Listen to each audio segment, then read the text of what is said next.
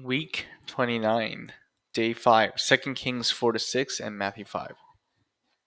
The wife of a man from the company of the prophets cried out to Elisha, "Your servant, my husband, is dead, and you know that he revered the Lord. But now his creditor is coming to take my two boys as slaves." Elisha replied to her, "How can I help you? Tell me, what do you have in your house?" "Your servant has nothing here at all except a small jar of olive oil." Elisha said, "Go around and ask all your neighbors for empty jars. Don't ask for just a few. Then go inside and shut the door behind you and your sons. Pour oil into all the jars, and as each is filled, put it to one side." She left him and shut the door behind her and her sons. They brought the jars to her, and she kept pouring. Then all the jars were full. She said to her son, "Bring me another one." But he replied, "There's not a jar left." But the oil stopped flowing. Then the oil stopped flowing. She went and told the man of God, and he said, "Go, sell the oil and pay your debts. You and your sons can live on what is left." One day, Elisha went to Shunem, and a well-to-do woman was there who urged him to stay for a meal. So whenever he came by, he stopped there to eat. She said to her husband, "I know that this man who often comes our way is a holy man of God. Let's make a small room on the roof and put it in it a bed and a table and a chair and a lamp for him. Then he can stay here whenever he comes to us." One day when Elisha came, he went up to his room and laid there. He said to his servant Gehazi, "Call the Shunammite." So he called her, and she stood before him. Elisha said to him, "Tell her, you have gone to all this trouble for us. Now what can be done for you? Can we speak on your behalf to the king or to the commander of the army?" She replied, "I have a home among my own people." "What can be done for her?" Elisha asked. Gehazi said, "She has no son, and her husband is old." Then Elisha said, "Call her." So he called her, and she stood at the doorway. About this time next year, Elisha said, "You will hold a son in your arms." "No, my lord," she objected. "Please, man of God, don't mislead your servant." But the woman became pregnant, and the next year, about the same time, she gave birth to a son, just as Elijah had told her. The child grew, and one day he went out to his father, who was with the reapers.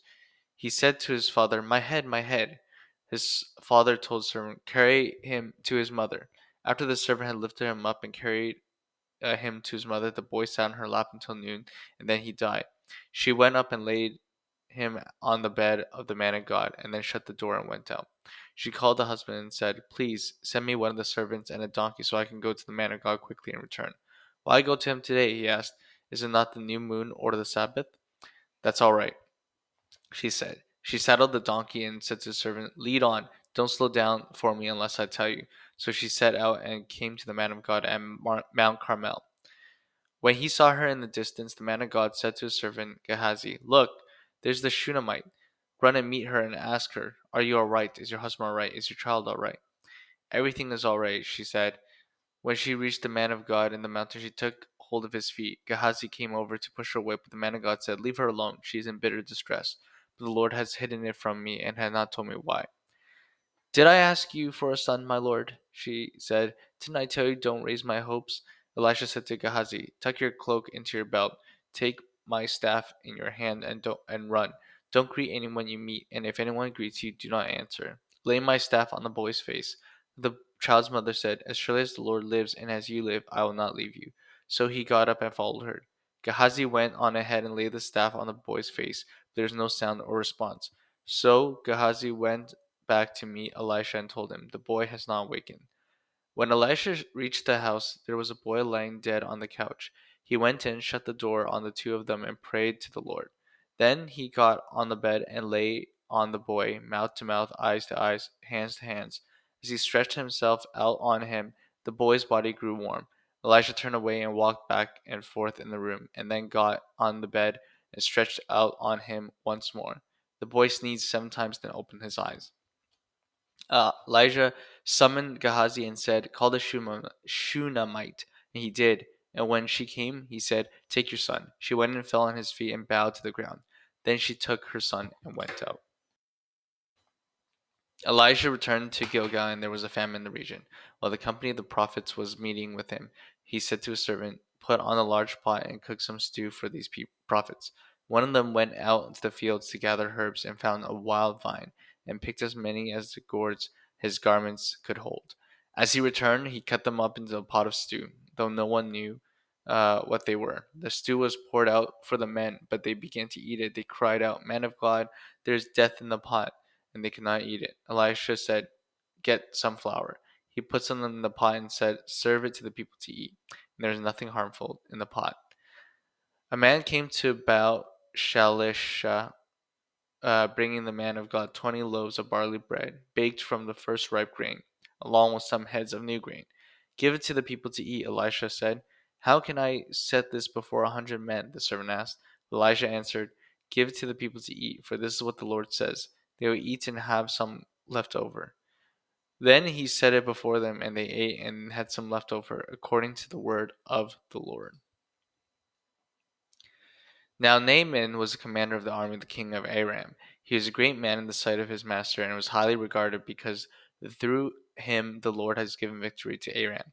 He was a valiant soldier, but he had leprosy. Now bands of raiders from Aram had gone out and had taken captive a young girl from Israel. She served Naaman's wife. She said to his mistress, "If only my master could see the prophet who is in Samaria, he would cure him of his leprosy." The man went to his master and told him what the girl from Israel had said. "By all means go," the king of Aram replied. "I will send a letter to the king of Israel." So Naaman left, taking with him 10 talents of silver, 6,000 shekels of gold, and 10 sets of clothing. The letter that he took to the king of Israel read, "With this letter I am sending my servant Naaman to you so that you may cure him of his leprosy." As soon as the king of Israel read the letter, he tore his robes and said, "Am I God? Can I kill and bring back to life? Why does this fellow send someone to me to be cured of his leprosy? See how he is trying to pick a quarrel with me." Then Elisha, the man of God, heard the king of Israel and torn his robes. He sent him this message: "Why have you torn your robes? Has the man come to me, and he will know that there's a prophet in Israel?" So Naaman went with his horses and chariots and stopped at the door of Elisha's house. Elisha sent a messenger to say to him, "Go, wash yourself 7 times in the Jordan, and your flesh will be restored, and you will be cleansed." But Naaman went away angry and said, "I thought that he would surely come out to me and stand and call on the name of the Lord his God, wave his hand over the spot and cure me of my leprosy. Are not Abana and Pharpar, the rivers of Damascus, better than all the waters of Israel? Could not I wash in them and be cleansed?" So he turned and went off in a rage. Naaman's servants went to him and said, "My father, if the prophet had told you to do some great thing, would you not have done it? How much more then, when he tells you, 'Wash and be cleansed'?" So he went down, dipped himself in the Jordan 7 times, as the man of God had told him, and his flesh was restored and became clean like that of a young boy. Then Naaman and his attendants went back to the man of God. He stood before them and said, "Now I know that there is no God in the world except in Israel. So please accept a gift from your servant." The prophet answered, "As surely as the Lord lives, whom I serve, I will not accept a thing." And even though Naaman urged him, he refused.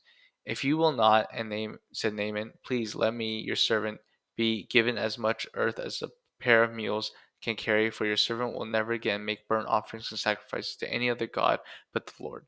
But may the Lord forgive your servant for this one thing. When my master enters the temple of Rimmon to bow down, and he's leaning on my arm, and I have to bow there also, when I bow down in the temple of Rimmon, may the Lord forgive your servant for this." "Go in peace," Elijah said.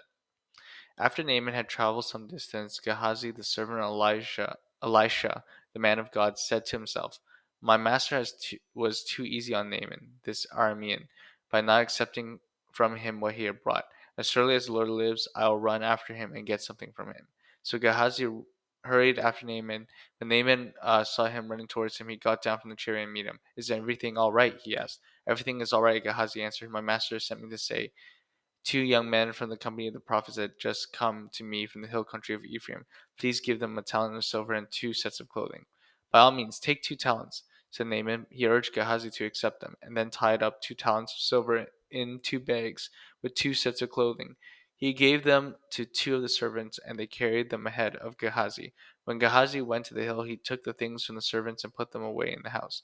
He sent the men away, and they left. When he went in and stood before his master, Elisha asked him, "Where have you been, Gehazi?" "Your servant didn't go anywhere," Gehazi answered. But Elijah said to him, Was not my spirit with you when the man got down from his chariot to meet you? Is this the time to take money or to accept clothes or olive groves and vineyards or flocks or herds or male and female slaves? Naaman's leprosy will cling to you and your descendants forever." Then Gehazi went from Elijah's presence, and his skin was leprous. It became white as snow. The company of the prophets said to Elisha, "Look, the place where we meet with you is too small for us. Let us go to the Jordan, where each of us can get a pole, and let us build a place there for us to meet." And he said, "Go." Then one of them said, "Won't you please come with your servants?" "I will," Elisha said. And he went with them. They went to the Jordan and began to cut down trees. And one of them was cutting down a tree. The iron axe had fell into the water. "Oh no, my lord," he cried out, "it was borrowed." The man of God asked, "Where did it fall?" Then, when he showed him the place, Elisha cut a stick and threw it there, and made the iron float. "Lift it out," he said, and the man reached out his hand and took it. Now, the king of Aram was at war with Israel. After conferring with his officials, he said, "I'll set up my camp in such and such a place." The man of God sent word to the king of Israel, "Beware of the passing that place, because the Arameans are going down there." So the king of Israel checked on the place indicated by the man of God. Time and time again, Elisha warned the king, so that he was on his guard in such places. This enraged the king of Aram. He summoned his officers and demanded on them, "Tell me, which of us is in the side of the king of Israel?" "None of us, my lord the king," said one of his officers, "but Elisha the prophet who is in Israel tells the king of Israel the very words you speak in your bedroom." "Go, find out where he is," the king orders, "so I can send men to capture him." The report came back, "He's in Dothan." Then he sent horses and chariots and strong force there. They went by night and surrounded the city. When the servant of the Lord, when the man of God got up and went out early in the morning, the army of horses and chariots had surrounded the city. "Oh no, my lord, what shall we do?" the servant asked. "Don't be afraid," the prophet answered. "Those who are with us are more than those who are with them." Then Elijah prayed, "Open his eyes, Lord, so that he may see." Then the Lord opened the servant's eyes, and he saw the hills full of horses and chariots of fire all around Elisha. As the enemy came down towards him, Elijah prayed to God, "Strike this army with blindness." So he struck them with blindness. So Elijah had asked, just as Elijah has asked. Elisha told him, "This is not the road, and this is not the city. Follow me, and I'll lead you to the man you're looking for." And he led them to Samaria. After they entered the city, Elisha said, "Lord, open the eyes of the men so they can see." Then the Lord opened their eyes, and they looked, and there they were inside Samaria. When the king of Israel saw them, he asked Elijah, "Shall I kill them, my father? Shall I kill them?" "Do not kill them," he answered. "Would you kill those you have captured with your own sword or bow? Set food and water before them, so that they may eat and drink and go back to their master." So he prepared a great feast for them. And after they had finished eating and drinking, he sent them away, and they returned to their master. So the bands of the Aram stopped raiding Israel's territory. After some time, Ben-Hadad, king of Aram, mobilized his entire army and marched up and laid siege to Samaria. There was a great famine in the city. The siege lasted so long that a donkey's head sold for 80 shekels of silver and a quarter of a cab of seed pods for 5 shekels. As the king of Israel was passing by the wall, a woman cried to him, "Help me, my lord the king." The king replied, "If the Lord does not help you, where can I get help for you? From the threshing floor? From the winepress?" Then he asked her, "What is the matter?" She answered, "This woman said to me, 'Give up your son so that we may eat him today, and tomorrow we'll eat my son.' So we cooked my son and ate him. The next day I said to her, 'Give up your son so we may eat him,' but she had hidden him." When the king heard the woman's word, he tore his robes. As he went along the wall, and the people looked, and they saw that under his robes he had sackcloth on his body, he said, "May God deal with me, be it ever so severely, if the head of Elisha son of Shaphat remains on his shoulders today." Now Elijah was sitting in his house, and the elders were sitting with him. The king sent a messenger ahead, but before he arrived, Elijah said to the elders, "Don't you see how this murderer is sending someone to cut off my head? Look, when the messenger comes, shut the door and hold it against him. Is not the sound of his master's footsteps behind him?" While he was still talking to them, the messenger came to him. The king said, "The disaster is from the Lord. Why should I wait for the Lord any longer?" Matthew 5. Now, when Jesus saw the crowds, he went up to the mountainside and sat down. His disciples came to him, and he began to teach them. He said, "Blessed are the poor in spirit, for theirs is the kingdom of heaven. Blessed are those who mourn, for they will be comforted. Blessed are the meek, for they will inherit the earth. the earth. Blessed are those who hunger and thirst for righteousness, for they will be filled. Blessed be the merciful, for they will be shown mercy. Blessed are the pure in heart, for they will see God. Blessed are the peacemakers, for they will be called children of God. Blessed are those who are persecuted because of righteousness, for theirs is the kingdom of heaven. Blessed are you when people insult you, persecute you, and falsely say all kinds of evil against you because of me. Rejoice and be glad, because great is the reward in heaven. For in the same way they persecute the prophets who were before you. You are the salt of the earth, but if salt loses saltiness, how can it be made salty again? It is no longer good for anything except to be thrown and be trampled underfoot. You are the light of the world. A town built on a hill cannot be hidden. Neither do people light a lamp and put it under a bowl. Instead, they put it on a stand and give it light to everyone in the house. In the same way, let your light shine before others, that they may see your good deeds and glorify your Father in heaven. Do not think that I have come to abolish the law or the prophets. I have not come to abolish them, but to fulfill them. For truly I tell you, until heaven and earth disappear, not the smallest letter, not the least stroke of a pen, will by any means disappear from the law until everything is accomplished. Therefore, anyone who sets aside uh, one of the least of these commands and teaches them accordingly will be called least in the kingdom of heaven. But whoever practices and teaches these commands will be called great in the kingdom of heaven. For I tell you that unless your righteousness surpasses that of the Pharisees and the teachers of the law, you will certainly not enter the kingdom of heaven. You have heard that it was said to the people long ago, "You shall not murder, and anyone who murders will be subject to judgment." But I tell you that anyone who is angry with a brother or sister will be subject to judgment.